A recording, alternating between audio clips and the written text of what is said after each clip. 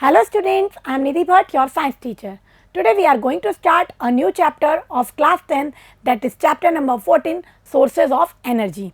And today we are going to start part number first, good source of energy. So let's start. So student, first we will discuss what is energy. Energy क्या है? Capacity of doing work is called energy. So capacity of doing work is called energy. Means किसी भी machine में, किसी भी fuel में अगर किसी वर्क को परफॉर्म करने की कैपेसिटी है, इट मीन्स वो एनर्जी को पजेस करता है. अब ये जो एनर्जी है ये डिफरेंट फॉर्म्स में अवेलेबल होती है, like light energy, electric energy, mechanical energy, sound energy, heat energy and so on. And ये डिफरेंट फॉर्म्स एक दूसरे में कन्वर्टेबल हो सकती हैं, एक दूसरे में चेंज हो सकती हैं. फॉर एग्जांपल ये हमें डायग्राम दिखाया है, यहाँ विंड एनर्जी, सोलर एनर्जी, ये सभी डिफरेंट फॉर्म्स हैं. इस एनर्जी को सन से जो सोलर एनर्जी मिल रही है इसको हम इलेक्ट्रिक एनर्जी में कन्वर्ट कर सकते हैं. विंड एनर्जी को हम टरबाइन रोटेट करके इलेक्ट्रिक एनर्जी में कन्वर्ट कर सकते हैं, या कोई मैकेनिकल वर्क उससे परफॉर्म कर सकते हैं. तो energy can be converted into different forms. So energy comes in different forms and one form can be converted into another. एक फॉर्म को हम दूसरी फॉर्म में कन्वर्ट कर सकते हैं. फॉर एग्जाम्पल मैं स्विच ऑन करती हूँ और आपका फैन रोटेट होने लगता है, तो इलेक्ट्रिक एनर्जी कन्वर्ट हो गई मैकेनिकल एनर्जी में. स्विच ऑन करते हैं और बल्ब ग्लो हो जाता है, it means electric energy convert हो गई लाइट एनर्जी में. ओके स्टूडेंट, तो इस तरह से एनर्जी एक फॉर्म से दूसरी फॉर्म में ट्रांसफॉर्म हो सकती है. बट जो टोटल एनर्जी है किसी भी फिजिकल या केमिकल चेंज के ड्यूरेशन में, टोटल एनर्जी हमेशा कांस्टेंट रहती है, इट विल रिमेन कांस्टेंट. जैसे कि आपने एनर्जी कन्वर्जन का लॉ भी पढ़ा है, energy can neither be created nor destroyed but it can transform from one form to another form. So the total energy during a physical or chemical process remains the same. Total energy same रहेगी, सिर्फ एक form से दूसरी form में वो convert हो सकती है. ओके स्टूडेंट्स, अब एक चीज़ आपके दिमाग में आती है स्टूडेंट्स, अगर टोटल एनर्जी सेम ही रहेगी तो हम क्यों वरीड हैं एनर्जी सोर्सेज के लिए? यूनिवर्स की टोटल एनर्जी तो कांस्टेंट ही है, बट एनर्जी एक यूजेबल फॉर्म से एक लेस यूजेबल फॉर्म में कन्वर्ट हो सकती है. ओके, तो हो सकता है पहले जिस एनर्जी को हम यूज़ कर रहे थे अब वो डिसिपेट हो गई एनवायरनमेंट में और अब हम उसे यूजेबल फॉर्म में यूज़ नहीं कर पा रहे हैं. ठीक है, तो इसीलिए हमें एनर्जी सोर्सेज को वाइजली यूज़ करना पड़ता है. ओके स्टूडेंट्स, फॉर एग्जांपल मेरे हाथ में एक डिश है, अभी मैंने इसको एक लेवल पे राइज अप कर रखा है, इट मीन्स उसमें कौन सी एनर्जी है? Potential energy. अब मैं उसको छोड़ देती हूँ, वो नीचे मूव करती है तो उसमें कौन सी एनर्जी? Kinetic energy. जब भी कोई चीज़ मूव कर रही है तो कौन सी एनर्जी आ गई? Kinetic energy. अब वो नीचे ज़मीन पे ग्राउंड पे गिर जाती है और आपको तेज साउंड सुनाई देता है, यानी वो एनर्जी कन्वर्ट हो गई साउंड एनर्जी में और वो सराउंडिंग में डिसिपेट हो गई. ठीक है, अब इस एनर्जी को आप वापस से कलेक्ट करके यूज़ कर सकते हैं? नो. अगर मैं आपको कहूँ कि हमने एक वाटर हीटर में वाटर को हीट किया, बॉयल किया, वाटर हीट हुआ और वो जो उसकी हीट एनर्जी थी वो सराउंडिंग में मिक्स हो गई. अब क्या उस एनर्जी को हम वापस से रीयूज़ करके वाटर को बॉयल कर सकते हैं? No. It means energy usable form से लेस यूजेबल फॉर्म में कन्वर्ट हो जाती है. तो देखेंगे students, energy in the usable form is dissipated to the surrounding in less usable forms. Any source of energy we use to do work is consumed and cannot be used again. और किसी भी energy source को जब एक बार हम use कर लेते हैं वो कंज्यूम हो जाता है तो उसको हम रीयूज़ नहीं कर पाते. ठीक है, जनरली. तो इसका मतलब क्या होगा? वो धीरे धीरे ख़त्म हो जाएगा. इसीलिए हमें एनर्जी सोर्सेज को बहुत ही वाइजली यूज़ करना चाहिए. Okay student, next point, a source of energy is one which provide adequate amount of energy in convenient form over a long period of time. तो हम किस को एनर्जी सोर्स मानेंगे? जो कि लॉन्ग टाइम पर हमें एडिक्वेट अमाउंट में एनर्जी प्रोवाइड करा सके, उसको हम क्या मानेंगे? Energy source. Okay students, need of energy, हमें एनर्जी की रिक्वायरमेंट क्यों होती है? सो स्टूडेंट्स, हमें किचन में फूड मेक करने में, फूड को कुक करने में एनर्जी चाहिए, हमें फैक्ट्रीज़ में मशीन्स की रनिंग के लिए एनर्जी चाहिए, हमें ट्रांसपोर्ट में एनर्जी की नीड होती है. तो इन सभी प्रोसेस में हमें क्या चाहिए? Energy. So we need energy for making food, for lightning, for transport, for running machines चलाने के लिए भी हमें एनर्जी चाहिए, for industrial activities and agricultural work. तो इन डिफरेंट पर्पज़ के लिए हमें क्या चाहिए होती है? हमें एनर्जी चाहिए होती है. Okay student, now qualities of good source of energy. अब हम किसे गुड सोर्स ऑफ एनर्जी मानेंगे, उसमें क्या क्वालिटीज होगी, ठीक है। तो देखेंगे student, which would do a large amount of work per unit mass. हम उसे गुड सोर्स मानेंगे जो पर यूनिट मास में, जिसका कोई 1 kg हम ले रहे हैं तो ज़्यादा से ज़्यादा वर्क को कर सके, ठीक है। हमने 2 फ्यूल लिए, ए और बी। एक जो है उतने ही अमाउंट में बहुत ज़्यादा वर्क परफॉर्म कर रहा है, जबकि दूसरे से बहुत कम वर्क हो रहा है। तो हम कौन सा फ्यूल लेंगे, कौन सा एनर्जी सोर्स लेंगे जो ज़्यादा वर्क परफॉर्म करेगा, okay. Cheap and easily available, ये बहुत ज़रूरी है कि वो चीप हो और ईजीली सभी जगह अवेलेबल हो, ठीक है। Easy to store and transport, उसको स्टोर करना और ट्रांसपोर्ट करना ईजी हो। स्टूडेंट्स, हम सभी घर में लगभग हम सभी घर में क्या करते हैं, एलपीजी सिलेंडर यूज़ करते हैं, ठीक है, क्योंकि वो इजीली ट्रांसपोर्ट हो जाता है सिलेंडर में एलपीजी गैस, और इजीली घर में हम उसको सिलेंडर में स्टोर भी कर सकते हैं। तो हम उस फ्यूल को जनरली यूज़ करते हैं जिसको हम इजीली ट्रांसपोर्ट कर सकें और इजीली स्टोर कर सकें, okay. Safe to handle and use, उसको हैंडल करना, उसको यूज़ करना ईजी हो, ऐसा नहीं कि वो एक्सप्लोसिव हो, हमने यूज़ किया और घर में कोई एक्सीडेंट होने का रिस्क हो जाए, तो उसको हम कभी भी यूज़ नहीं करेंगे, ठीक है। तो जो ईजीली यूज़ हो जाए, ईजीली हैंडल हो जाए, कोई रिस्क फैक्टर उसके साथ ना हो, उसको हम एक गुड सोर्स मानेंगे, ठीक है। Does not cause environmental pollution, और ये एक बहुत इंपॉर्टेंट पॉइंट है कि वो एनवायरमेंटल पॉल्यूशन ना करे, ठीक है ना, क्योंकि अगर हम ऐसा सोर्स लेंगे जो एनवायरनमेंट को पोल्यूट कर रहा है तो वो लॉन्ग टर्म में उसके हमें साइड इफेक्ट देखने को मिलेंगे, okay student. Now the next point is fuel. What is fuel? The substances which burn and provide heat energy are called fuels.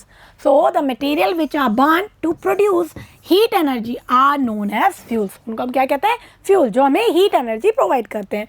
For example wood, coal, LPG, kerosene etcetera, ये सभी क्या हैं? Fuels के example हैं, okay students. Now characteristics of a good fuel. हम good fuel किसे कहेंगे? अच्छा फ्यूल कौन है? जो हमने गुड सोर्स ऑफ एनर्जी माने थे वही कैरेक्टरिस्टिक्स हमें गुड फ्यूल में भी मिलेंगे। So first point, high calorific value. Calorific value means किसी फ्यूल का 1 kg अगर हम लें तो कितने किलो जूल एनर्जी हमें प्रोवाइड कर रहा है, दैट इज कैलोरीफिक वैल्यू। तो हम उस फ्यूल को यूज़ करेंगे जिसकी कैलोरीफिक वैल्यू हाई हो, यानी वो हमें ज़्यादा से ज़्यादा एनर्जी प्रोवाइड करे, means give more heat per unit mass, okay student. Next, burn without giving out any smoke और हार्मफुल गैस। उसको बर्न करने पे स्मोक और हार्मफुल गैस प्रोड्यूस नहीं हो, नहीं तो क्या होगा, उस हार्मफुल गैस को हम इनहेल करेंगे और हमारे को कोई ना कोई प्रॉब्लम होगी। इसलिए हमें वो फ्यूल यूज़ करना चाहिए जो कि स्मोक भी कम प्रोड्यूस करे, क्योंकि स्मोक भी हम अगर इनहेल करते हैं तो वो हमारे लंग्स को डैमेज करता है, और हार्मफुल गैसेस भी प्रोड्यूस ना करे। Proper ignition temperature.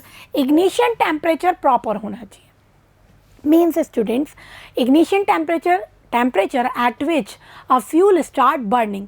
हर फ्यूल को बर्निंग स्टार्ट करने पे एक ऑप्टिमम टेम्परेचर की रिक्वायरमेंट होती है, मतलब उस टेम्परेचर को अटेन करने के बाद ही उसका कंबशन स्टार्ट होता है, उसको क्या कहते हैं हम? Ignition temperature. तो वो इग्निशन टेम्परेचर प्रॉपर होना चाहिए, ना तो बहुत ज़्यादा हाई होना चाहिए ना बहुत ज़्यादा लो होना चाहिए।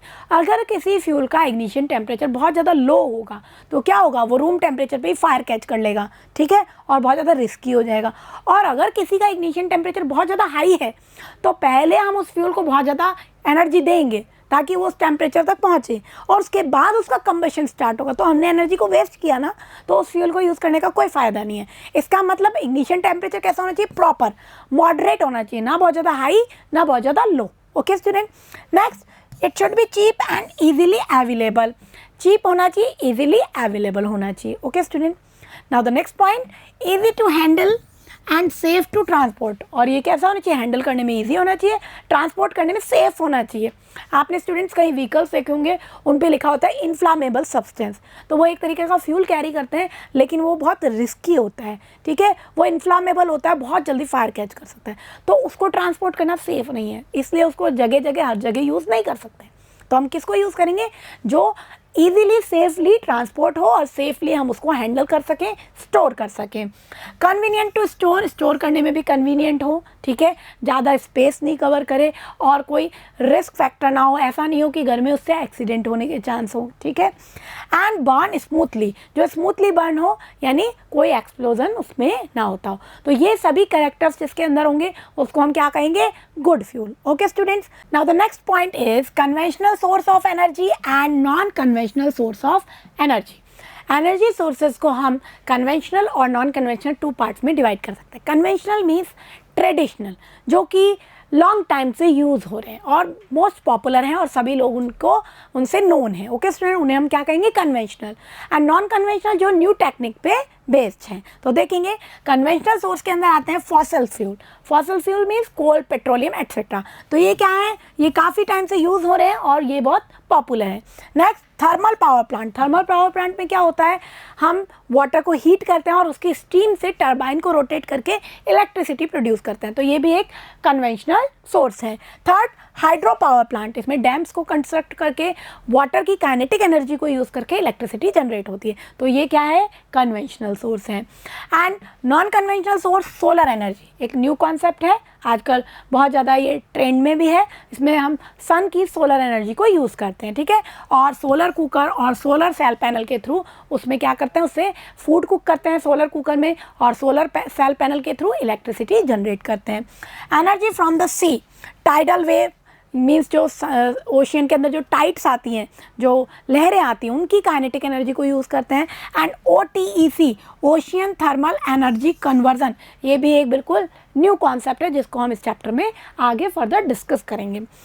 जियोथर्मल एनर्जी, इसमें जो हमारी अर्थ है उसके जो हॉट स्पॉट्स हैं वहाँ की एनर्जी को यूज़ किया जाता है। एंड न्यूक्लियर एनर्जी, ये सभी क्या है, हमारे नॉन कन्वेंशनल सोर्सेज हैं, मीन्स ये न्यू टेक्निक पे बेस्ड है। Okay students, now the next point, ये है हमारा इंडिया के अंदर किन किन एनर्जी सोर्सेज को किस रेशियो में यूज़ किया जाता है। तो स्टूडेंट देखेंगे, कोल को हमने रेड कलर से शो किया है और इस पाई चार्ट का मैक्सिमम पार्ट हमारा कोल से शो हो रहा है, मीन्स हमारे इंडिया में सबसे ज़्यादा क्या यूज़ होता है, coal. Next, petroleum and natural gas, इसको ग्रीन कलर के पार्ट से इसका रेशियो शो किया है, मीन्स कोल के कंपैरिजन में इसको कम यूज़ किया जाता है। देन हाइड्रो पावर प्लांट, इसको येलो कलर के एरिया से शो किया है, ये भी काफ़ी ज़्यादा यूज़ इंडिया में होता है। नेक्स्ट, न्यूक्लियर एनर्जी का बहुत कम रेशियो इंडिया में यूज़ हो रहा है और विंड एनर्जी का भी कम रेशियो हमारे इंडिया में यूज़ होता है। Okay student, so this is the ratio of sources use in India. सो इसको देख के हमें पता लग रहा है कि अभी भी इंडिया में डिपेंडेंसी फॉसिल फ्यूल के ऊपर ही है mainly. Okay student, so students हमारा आज का टॉपिक कंप्लीट हो गया। अब हम इसे समराइज कर लेते हैं। First we discuss what is energy. Capacity of doing work is called energy and energy can neither be created nor destroyed, but it can convert from one form to another form, and in a physical and chemical process total energy remain unchanged. Then we discuss sources of energy. Sources of energy which provide energy in convenient manner in long term. Then we discuss qualities of good source of energy. High calorific value, it should cheap and easily available, safe in handle and use, easy to transport. Then we discuss what is fuel. The material that burn and provide heat energy are called fuel. And what are the properties of good fuel? It should moderate ignition temperature, it should cheap and easily available, and safe in handle and use and storage. Okay student, then we discuss types of sources of energy, conventional sources of energy and non-conventional sources of energy. Conventional source means traditional source like fossil fuel, thermal power plant, hydro power plant, and non-conventional source means new technology पे based जो sources हैं like nuclear energy, geothermal energy, solar energy etc. So students हमारा आज का topic complete हो गया, इसको अच्छे से लर्न करेंगे। In next video we will discuss conventional sources of energy. तब तक इसको लर्न करते रहेंगे। Thank you.